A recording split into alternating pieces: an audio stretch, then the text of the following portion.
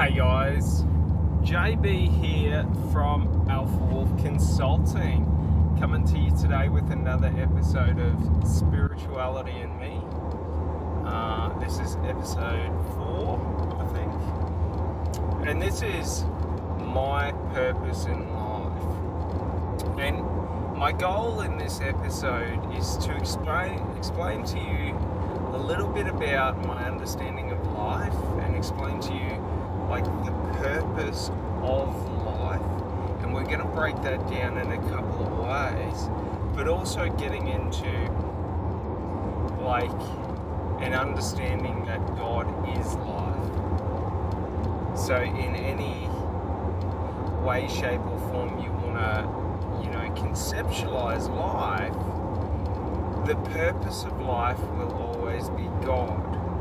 By default, God is always whatever your purpose of life is. So, by God being everything, every purpose to life holds, this fundamental understanding, or needs to hold a fundamental understanding that in anything I pursue purpose in, I'm doing it for God, because the act of it is God, and the reward or anything that I want from it is God. God is everything. If I worship money, I worship God through money. Now, worshipping material things, when we understand what worship is just emotional attachment. So when I devote a high level of emotional attachment to the meaning that I'm giving, be it family, be it, other people, be it, to do right, justice, whatever form or shape that takes for you or whoever, okay? Like, we gotta understand all we're doing is in the act of worshipping, we're devoting a lot of emotional attachment to the act itself, but also the results we get. When I do good things, I feel good. So when I do negative things, I feel negative. So when I allow myself to become angry, I become negative. Even people who say anger, don't get me wrong, I enjoy anger. The way I put it is this: there are two wolves in me, and the way I see them is there's the light wolf, Jesus 2.0, and the dark wolf, Aries, the god of war.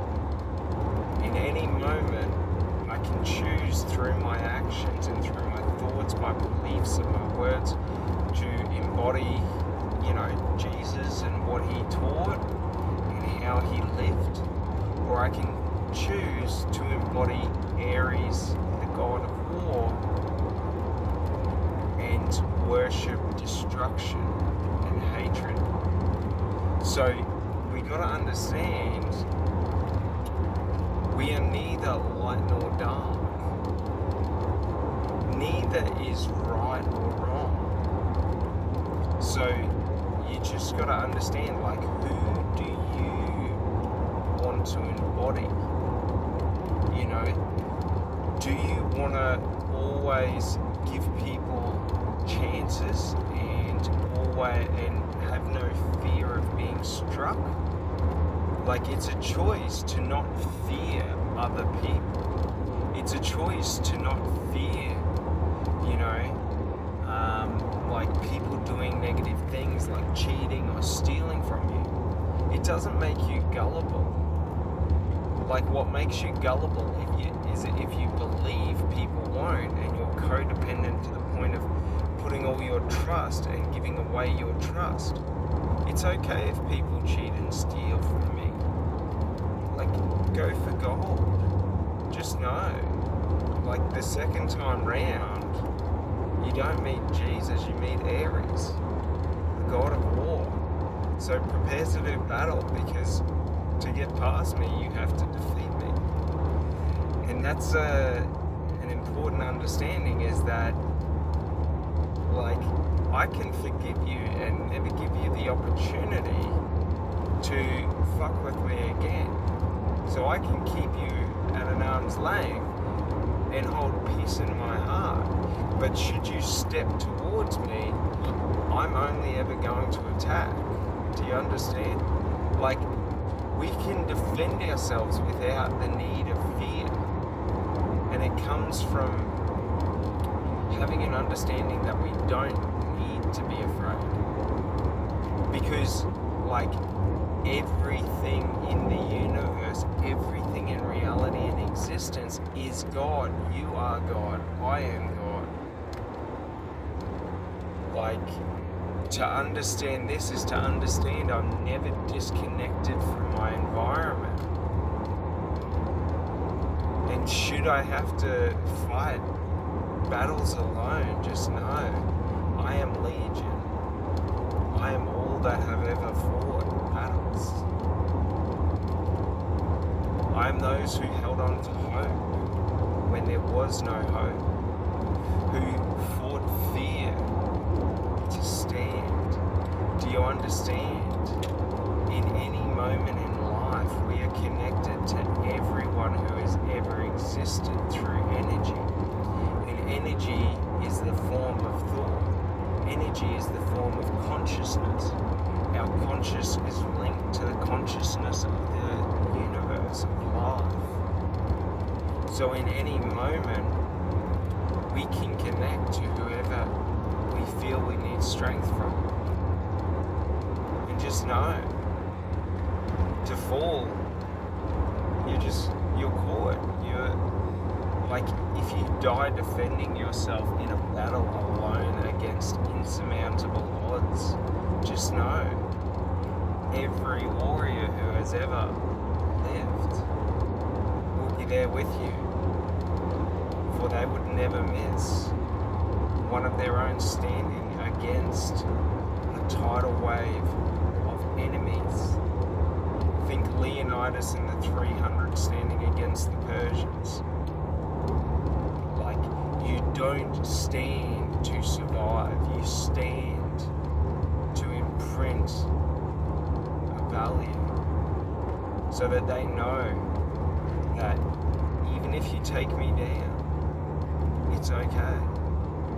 Like, the point in an unwinnable situation, okay, and life is an unwinnable situation. There's nothing to win. In life, death is reality. There is no escaping death. It's an unwinnable situation to try. So you could fear that and try and extend however long death may be, and try and avoid death at all options, and live in a life of fear, always fearful that someone could take your life away. Or like the Spartans, you could understand that when survival is not an option, the only option is the fight. So when you're in an unwinnable situation, enjoy the fight and just fight. And it's not that you're fighting against life, it's not that you're fighting against them, but you're fighting against yourself to give in to fear. That is where strength is. Like, that is why we fight, to protect other people so they don't have to live in fear. And many of our governments are evil in the sense that they prey on the weak, they are predatory in the action, in the name of being righteous and just. And that's the thing, we all know internally what is right and what is just for us. And that's what we have to defend. That's what we uphold, however we do it. Violence is always the last resort. For to go with violence means all other opportunities diminish. Like, if you strike upon me, I will forever assume a second blow is coming. Do you understand? You will never get the chance to strike me twice. And if I have belief that you will strike again, I will strike first and viciously. There is no recourse. And we see this being played out in wars where the governments are viciously striking at civilians and innocent people to cause fear so that they have compliance. This is tyranny. Like, to any soldier that kills innocents intentionally, they will understand in death the hatred they have prevailed, what they have perpetuated. Because understand, in death, we meet all the other consciences that we met in life. For we become the collective. They are us. So anything you perpetrate onto another is something you perpetrate onto yourself. It just may take until your death to be realized, but be realized it will. All the good you do in death, you will receive back because you were doing it to yourself. This is an important understanding, because in life, part of being a community or in communities, we all have the onus and the responsibility in our own way to protect and serve those around us. While our governments have destroyed and disjointed our communities, and we have played our part, this is the most important thing. Because if we are all unknown from one another, fear will grow. For fear grows in uncertainty. Because in uncertainty, I have to expect the unexpected. I have to believe you can and will be the most vile person to me, so that I can protect myself from not underestimating you. And if I believe you are someone who could perpetrate vile and inhumane things, then morally I have to stop you. These are the lies of society.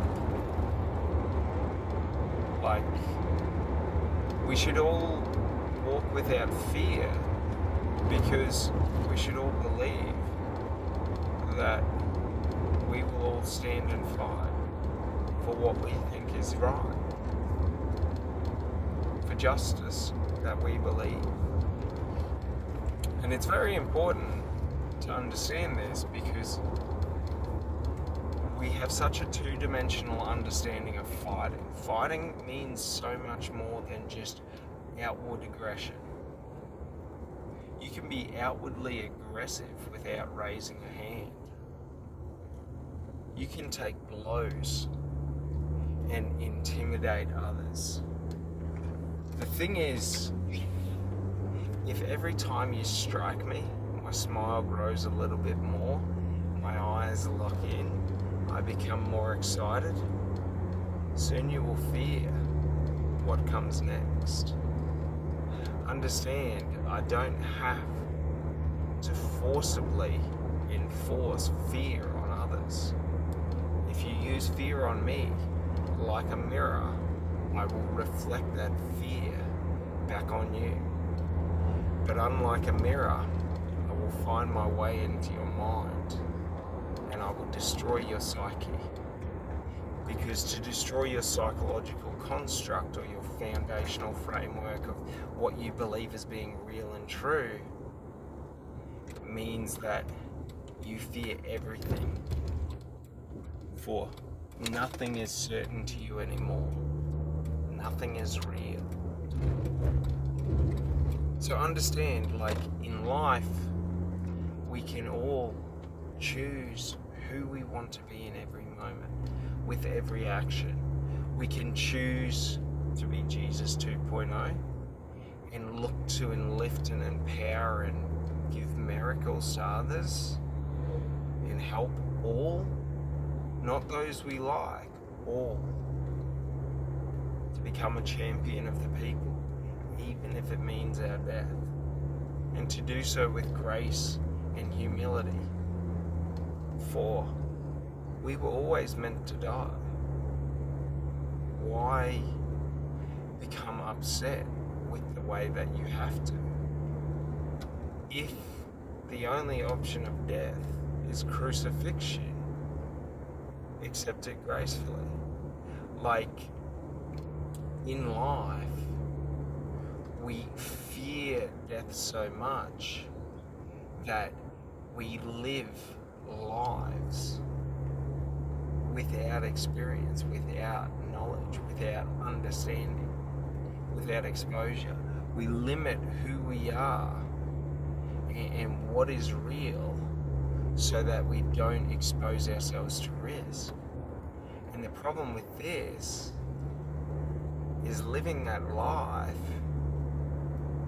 just means once you realize all you missed out on, it's too late. Typically that happens when you realize your mortality and you're about to die.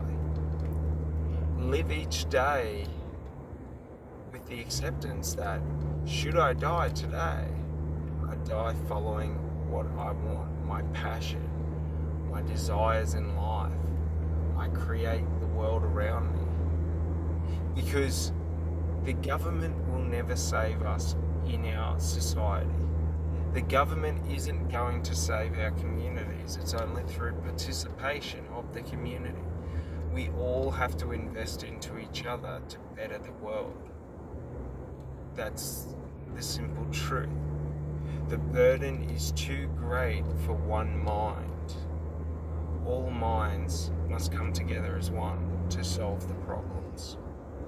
So everyone has the areas they want to invest in and that they want to champion.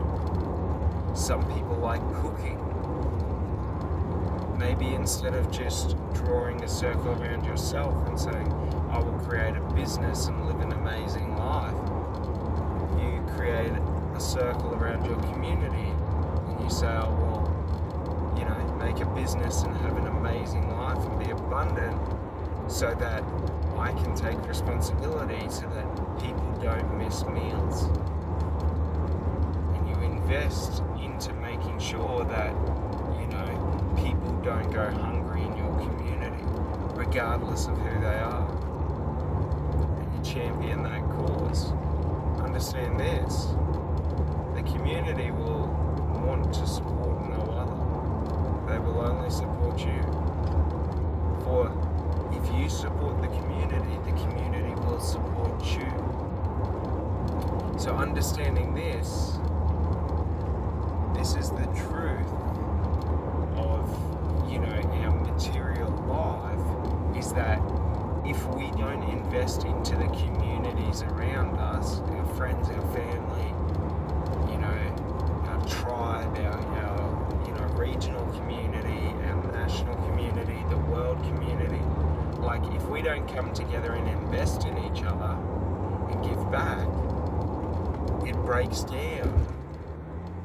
Look at any city where the city's gone bankrupt and investments have ceased. The buildings deteriorate. And the reason is because, like the buildings, our relationships need upkeep. And without upkeep, so without me investing into you, you don't give a fuck about me. Without you investing into me, I don't really care about you. I can like you, but I'm not really aligned to you. Because, if you're not investing in me, like you're not investing time, you're not investing energy, you're not investing money, you're not, whatever it may be, you're not investing like good conversation, you're not adding value to me. Like, so many of us think that we don't have to invest and add value to those around us, and that those around us should just be around us because they know us. Know this, like, just the fact of me knowing you doesn't mean I'm gonna lift a finger or do anything for you, right? Like, it's not an entitlement. Like, I know a lot of people, so like, we have to treat each other, if we want to have relationships like we used to before social media and the internet, and before we got instant communication, is that like we have to invest into each other like 24/7, 7 days a week. Like, it's not that we have to be there for one another 24/7, but we got to be available. We've got to actually, regardless of counting it, like, if you think back to before the internet, you hung out with your friends because you wanted to, not because they would hang out with you for a percentage of time. Like, it's illogical how people think these days that you've got to give me equal, like, it's got to be this equal exchange on everything, otherwise I'm getting fucked. It's like, no, if you want to be around people and have connections with them, just want to do it and do it. Like, if you remember, like, think about it nowadays, you've got to message and call people prior to when you arrive to meet up with them. You got to let them know you're there. When in the past, you would have just said something on a Monday, and then come Friday, you would have just showed up at the time. Like, our communications become so stressful, but we're creating so many boundaries and barriers because we don't want people to unexpectedly show up at our place. You know what I mean? But then it's like, the breeding of that is that then we set a boundary to where people can't show up unexpectedly. And then we get upset because we don't feel like people care because they're not showing up at our door, because we've created such a boundary that doesn't happen. Like, that's the thing. Like, holding relationships with people is just for you a one-way street of giving. Do I want to give to this relationship or not? Like, it doesn't matter what I receive, because if all we ever do is count costs, the relationships become work, because they cease to be for enjoyment and they're for, outcome, or the value I get, or this or that. So it's very, very important to understand this, because this is all getting into, understanding life purpose and meaning. Like, it means something to us to have relationships with other people and connect. Connection is very important. It's important for us to connect to the earth. It's important for us to connect to, music that we like, places that we like, food that we like, the people. Like, we have to worship connecting, like, connecting with food is worshipping the food that you eat and enjoying it. Like, worship is just conscious, like, action. Like, if I worship God, I'm just consciously aware that I'm taking the actions of worship. Do you understand? Like, so if I worship food, when I prepare food, I'm conscious about the meal I'm going to have, conscious about the food, the taste, the atmosphere. And then when I'm cooking, I'm conscious about the quality, all of this. And it's very important because, like, the end result is when we worship, okay, like, we get enjoyment and fulfillment. Like, worshipping is just a way of us expressing ourselves. When we care about those around us, if we cook, we want to cook it well, you know. But in today's day and age, we've gotten rid of that as well, to where now when we do a dinner date or something like that, we just get takeout, which isn't bad. It's quite enjoyable. It's an enjoyable experience, but we're not putting in the effort. So it's sort of like a bought result. Like, I can't feel, super grateful to you for takeout, in comparison to if you spent, 3 or 4 hours cooking. Because, like, we value the investment of time that someone puts into what they're giving us. That dictates a lot of how we assign value. Because, for example, if we go out and the dinner we have is $600, or we go out and the dinner we have is $25, essentially you've gotten the same sort of nutrition, because we've had that, like, we can argue the difference in nutrition for days, but, like, basically in our body, we have met the requirement that our body wants energy every so often, and we gave it energy.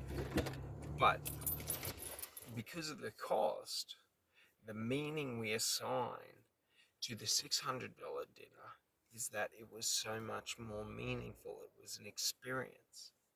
So if we understand this, okay, that it's not actually what it is, it's the time, energy, cost, what someone had to go through for you to get it to you. Okay? What we can do is we can flip that, and now we can over assign the cheap. So, like, to understand this is understanding it doesn't matter what you eat. If you eat, in survival terms, you've achieved that result. It's just our conscious mind that tries to tell us that you have to eat this, that, and the other to feel good about it. It's the stories we tell. So, for example, I could eat bananas every day and think that I am living like a king. How great is that? Or I could eat bananas every day thinking, how am I going to survive? Like, how we shift that perception in life allows us to basically artificially distribute the reward to the smallest of actions. Do you get it?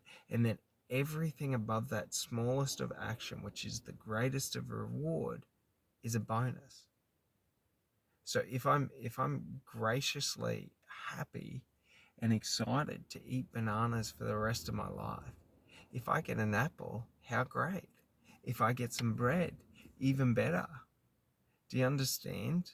Like, if my perspective is that I have to endure only ever eating bananas for the rest of my life, if I get an apple, that's great, but I have to eat bananas tomorrow. If I get some bread, that's great, but I have to eat bananas tomorrow. Like, we create it. So think about it in the context of your life. Okay? We've all been lying to ourselves that I need this, that, and the other. That I have to have 4-course, 5-course meals. I have to eat out. Like, it doesn't really matter. I could eat, plain crackers. It's like, depending on the energy and the requirements of nutrition, if I've done a heavy weight workout, right, I'm going to crave protein. So if I don't have protein, I'm going to feel like deficient. You know what I mean? Because my body will be craving it. So, like, if I can meet that craving in whatever shape or form that is, like, we have succeeded. That's not 80%. It doesn't matter what shape or form it is. That is 100% the goal. Now, if we can expand on that, and let's say our goal was to meet our protein requirement and our base carb requirement, so we have meat and rice, and then we decide we want to add some veg into it, that's a bonus. Job done. Then we decide we want to add some garlic bread, even better. Like, everything stacks and compounds. Do you understand? So in life, when we're trying to achieve a goal or a purpose, what we have to do is we have to create the base level foundation that we have to hit to be good and 100%. And then what we have to do is then understand and keep our perspective as every little win over that, job done. So like, an easy way to do it is, if I'm trying to achieve a goal, the base level is the action required. So like, for example, you know, if I upload, let's say, 20 videos a day to YouTube as the base level, if I can hit that, anything that happens, positive or negative, above that doesn't detract from that. So if, like, say 5 videos got taken down, that would detract to now I've only done 15. But if I remain at the 20, okay, and some videos don't get viewed and other videos get sporadic views, job done. Every one of those results is a bonus, because my goal was the action to be taken. So I already achieved that goal. Do you understand? Framing our perception is how we can easily shift from a negative environment to a positive environment. Learn what is it that you need, in terms of, if I want to be healthy, okay, my metric will be how I eat. Am I eating food that is right for what I'm trying to achieve?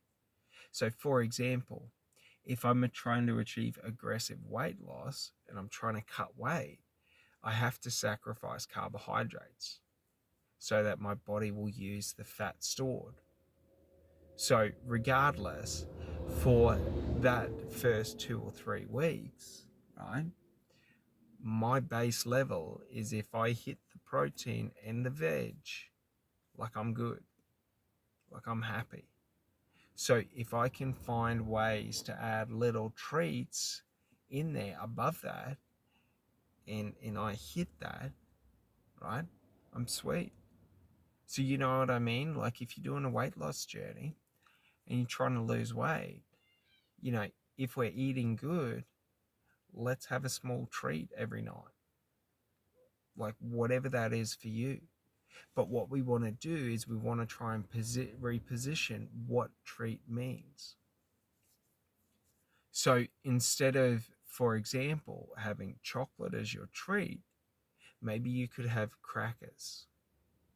Maybe you could have, meat or protein, like something that you can eat, nuts, chips, like probably not the chips, because they're highly processed and a lot of, saturated fats and shit and a lot of chemicals. But it doesn't matter what it is, okay?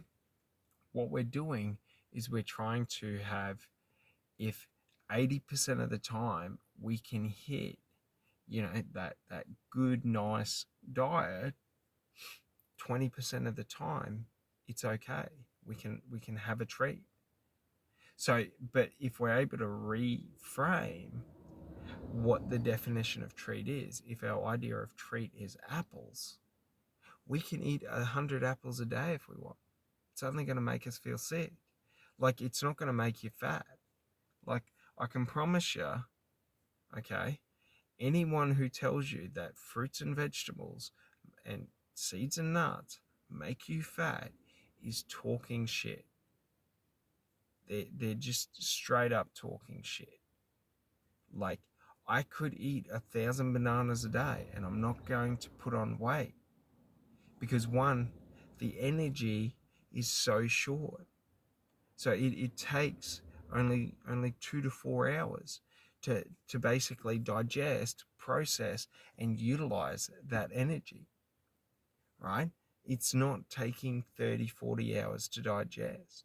There's no time for it to go.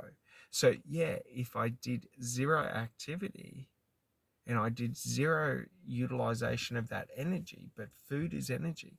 When we eat, we're eating, but we have to use up that energy. We don't eat to relax. We eat to move. Do you sort of understand? So like the thing is, if we have a big meal, okay, our body has a massive dump of energy. If now after that meal for 10 hours we do absolutely nothing, and nothing that requires us to, for example, exert ourselves in whatever shape, light, medium, or high exertion. It's not that you have to go and do a 2-hour workout to justify every meal, but it's like you want to position your meals, okay, to either, if you do intermittent fasting, I don't really buy into all the sleep bullshit, but there's science in it. So they reckon that you shouldn't eat after, say, 4 or 5 in the afternoon, right? Because you want to give yourself hours to digest and then basically be in the optimal time for sleep. But if you're not trying to be, the Usain Bolt of sleeping, like the best of the best at having the ideal sleep, like it's irrelevant. So the way I look at it is, when I intermittently fast, I tend to eat in the night between the hours of 7 and say 12. And I'll give myself 5 hours where I can eat, and then I go 24 hours until I do it again. So the reason I do that is because, one, like, it takes a couple of hours to digest, and I'm about to be in a state of rest where digestion is going to be the primary focus. Like, you sort of, you know what I mean? Like, I don't understand the logic of why would I eat during the day and then force myself to digest in activity. Like, I understand, if I'm trying to lose weight, that is exactly how I would eat, because I would be trying to, because you think about the energy requirement of digestion, and it's quite high, but it's like, you know, do you want to overexert yourself to where your body's already using a large portion for digesting, and then you're trying to do extra? Like, if you're looking for optimal performance in the hours of the day that I am working, I want to be optimal. So I want to have my tanks fueled and everything sorted. So if I eat in the night to the late night, okay, and then in the first 3 to 6 hours of my sleep, well, which is pretty much all my sleep, I'm digesting, let's say for argument's sake, but typically, you're not eating consistently for a 5-hour period. Do you know what I mean? Like, you might have a meal at 7 and then a snack at 9, and then you might have a light snack before bed at 12. Like, you're sort of breaking it up to where it's starting to process and digest, to where by the time you're going to sleep, it's already sort of there. But we can argue about, digestion times and all of this till the cows come home. Regardless, I personally don't really care too much about sleep, because I've trained myself pretty much my whole life to be in the military. So, like, for example, in the military, you're grateful if you get an hour sleep in a 3-day period. Like, you have to survive on little. So why would I always seek comfort in my life if I'm preparing for discomfort? So, like, nowadays I'm not going in the military unless there's a draft, but I always still like to prepare so that if I'm in a discomfort, like an uncomfortable place, so maybe I get my car breaks down out in the middle of nowhere and I got to spend 2 days walking to get help. Like, I don't want to have my expectation in life that every night has to be the perfect sleep, otherwise I can't function. So that's very different to having negative sleep. Like, negative sleep would be if I actively force myself to stay awake, okay, between up until say 4 a.m.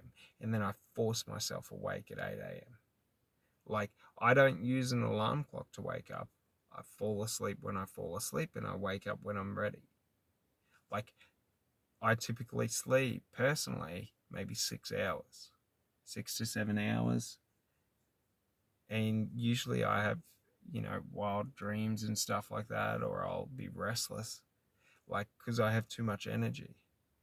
So, like, sleeping for me is like hard. So I don't really stress too much about it. But understanding this, okay, is like, it doesn't matter. Like, if we turn what is bad into what is good, okay, when we do bad things, we're doing good by default. So, like, if I shift my belief from when I'm craving sweets, I eat chocolate, to when I'm craving sweets, I eat, say protein. Like, I shift that, and the easiest way to do that is every time I crave sweets, I eat protein. And then my mind, okay, this is how your psychology works, it'll start to do association. So now it's going to start to associate the taste of saltiness to the craving of sweet. So instead of me craving sweet, I now crave salty. Do you understand? But it's for the exact same emotional trigger.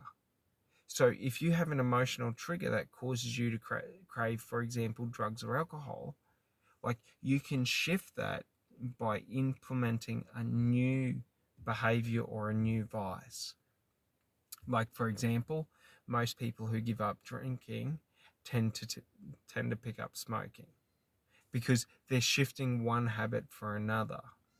Because it's hard to just go from having a habit to having no habit, because then you feel anxious, because now you've got free time. Now you've got things that you don't do. So the easiest way to do it is you want to merge and shift it over. But if you do this unconsciously, that's how you go from drinking to smoking. Because the stress of going without a habit causes you to forge and form another one. But the emotional stress you're going through forces your brain to crave very, very, like, it craves serotonin, dopamine, and things like that. And the easiest way to get those fixes is through smoking, it's through sugar, it's through bad food, and things like this. So just understand, like, you can shift, okay, your mind, in terms of, you can shift your brain patterns to where when you crave sweet, you just condition it to always get salty. And then what happens is one day it goes, well, why am I trying to crave sweet? I may as well just crave salty. I'm going to get salty. Like, that's the goal, right? Now, if we take this one step further and we use conscious thought, now we can go through and we can start shifting our triggers for everything else. Do you understand?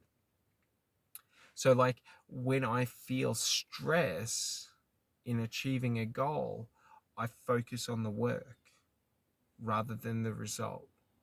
Do you get it? Rather than measuring a result when I feel stressed, I focus on doing more work. And what happens is, because the narrative is, when I feel stressed, I need results. I'm feeling impatient. Do you understand? So when I feel stressed, okay, like the sweet, okay, it's just saying, I need this result. Like I want to see results. I want to see action. I want to see happening. And the thing is, right, it doesn't know the difference between the results and the work. Okay, it just wants something to give positive, like, encouragement to, right? So with like the salty, if I'm eating, say, meat and vegetables every time I crave chocolate, that's okay. Like, you could eat as much of that as you want. You're not going to get fat that way. Like, we get fat when we eat the really bad ones, when we're constantly having the highly processed foods.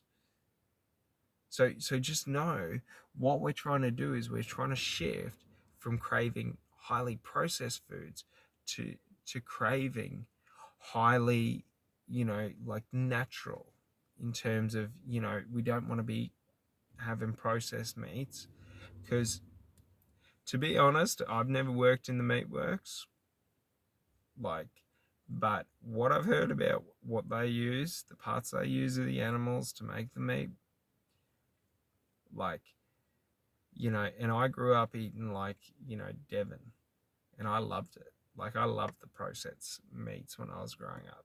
Like, it didn't, like I craved them. But the reason we crave them is because they got so much shit in them. Because if we would eat them as they are, they'd be pretty fucking rank and putrid. So that's the thing. But if we understand this, that what we're doing is we're craving a negative, unhealthy, food or behavior, and we're reconditioning it to only offering positive results. So it's not that the only option is positive, but it's like 80% of the time we're going to have the willpower to take the positive. For the 20% of the time that we choose the chocolate, it's okay. Like, there's no point to life. Like, there's no end goal of life. There's nothing to achieve. Like, if you're happy throughout your experience of life, you have achieved the best life. Like, there's nowhere to get to. There's nothing to see. Like, whatever you see is what's meant for you. Do you understand? Like, life and the universe and everything is God,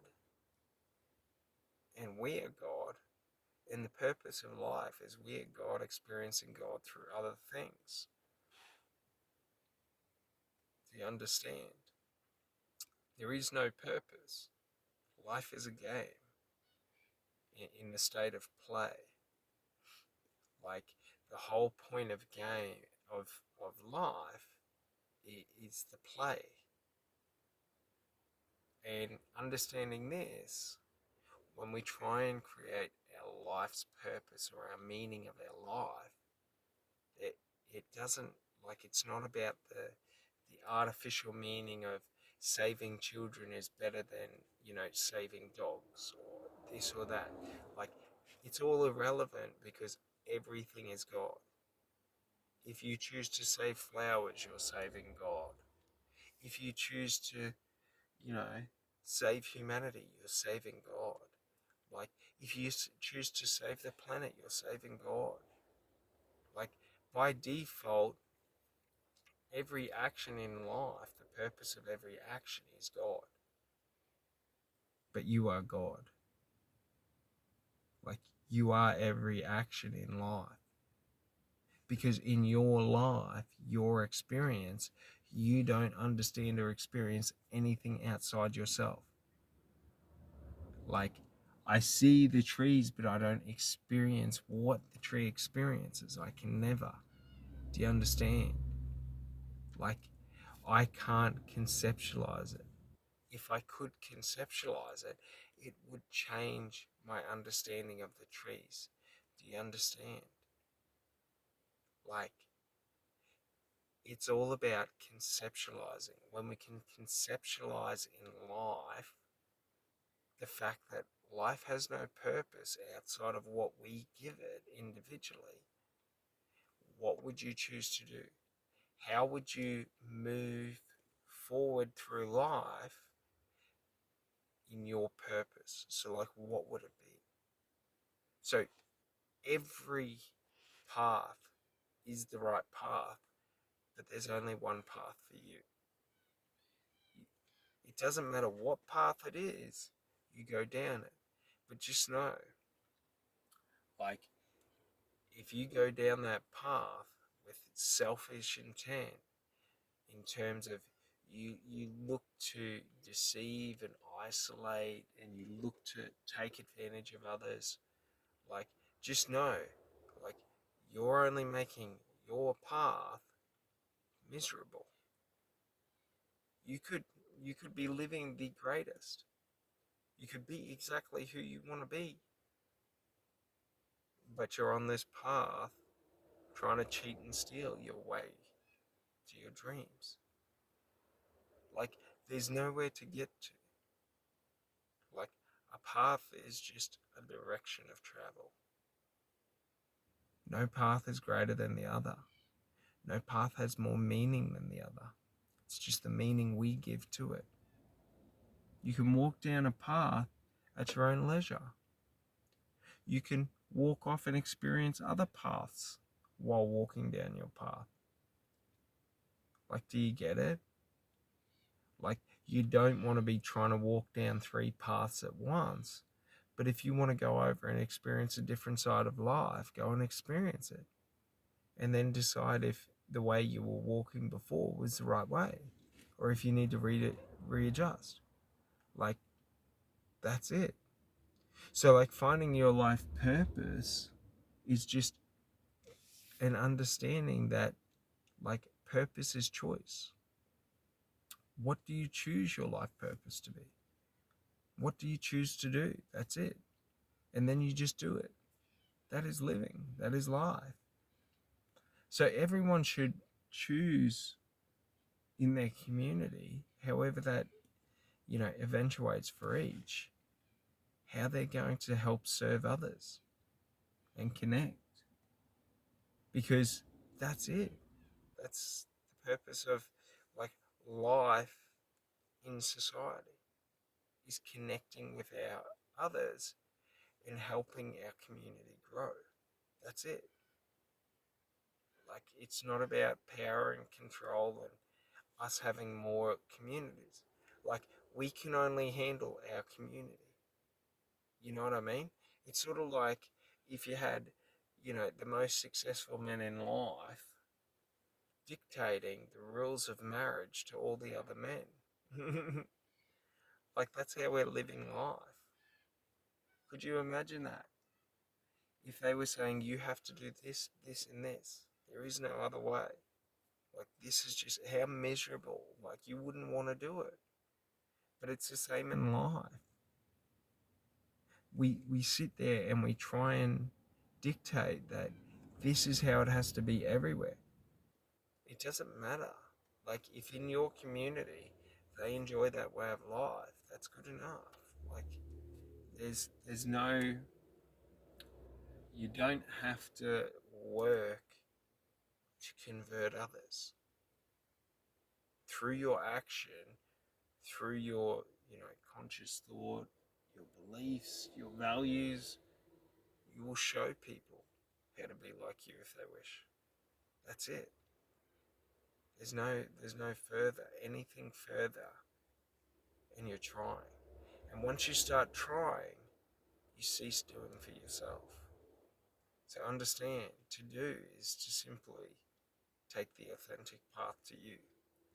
To try is never to see that path, it's to always overlook it. And it's very important that we understand this, because so many people are living shell lives of themselves in fear of being themselves. Like, it's that simple in life.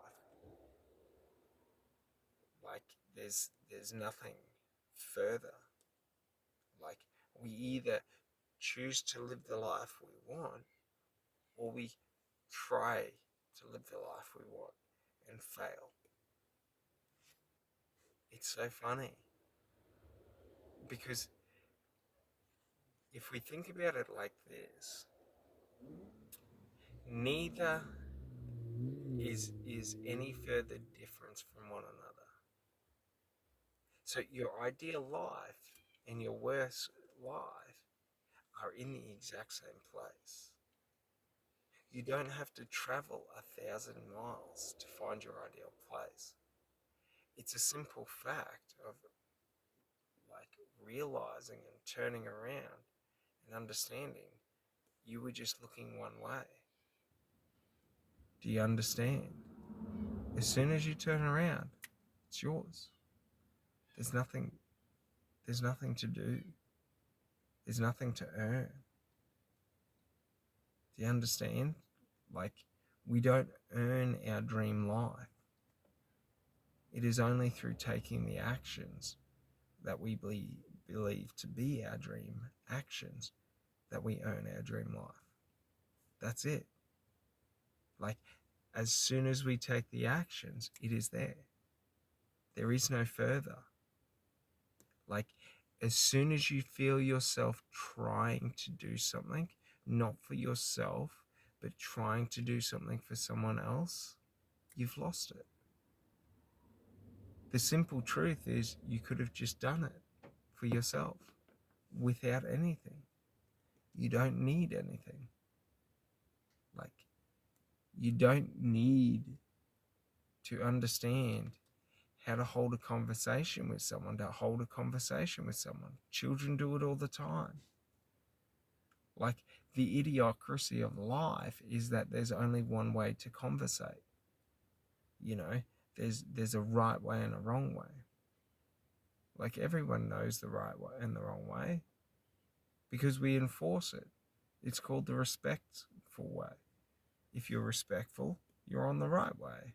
If you're disrespectful, you're on the wrong way, and it usually devolves into a violent fight or a yelling match. Like, it's not that we have to try to do right or wrong, it's just a choice. Do I want to be respectful or do I want to be disrespectful? One has the possibility of all the benefits in the universe, and one has the possibility of getting punched in the face repetitively. Like, the choice is all of ours. Like, do we choose to help empower those weaker than us, or do we choose to stand over those weaker than us and show how much greater we are? Like, it doesn't matter. If you want to stand over and show how great you are, good for you. It doesn't really mean anything in life. The only way it'll ever mean something to someone else is if they allow it to mean something to them. Like, just because you stand over other people doesn't mean anything. Do you understand? Like, everyone has to accept what means something to them and what is meaningful to them. So, like, if you stand over me and tell me you're more superior than me, I have to believe and accept that before that becomes true to me. So, like, in life, it's all just self-imprisonment. You tell me I'm poor, I believe it, so now I lower my thought of myself in alignment with that. Do you understand? Like, in life, we just choose what we want to do. We choose who we want to be, and then we just do it, and we be them. And there's no further. And the whole reward that we get is the joy of being who we wanted to be and doing what we want to do in life, rather than suffering through life trying to make it as someone else. See? We don't need to achieve anything to receive that. As soon as the action is taken, we achieve that. All right. You guys have a great day, and I'll talk to you later. Bye.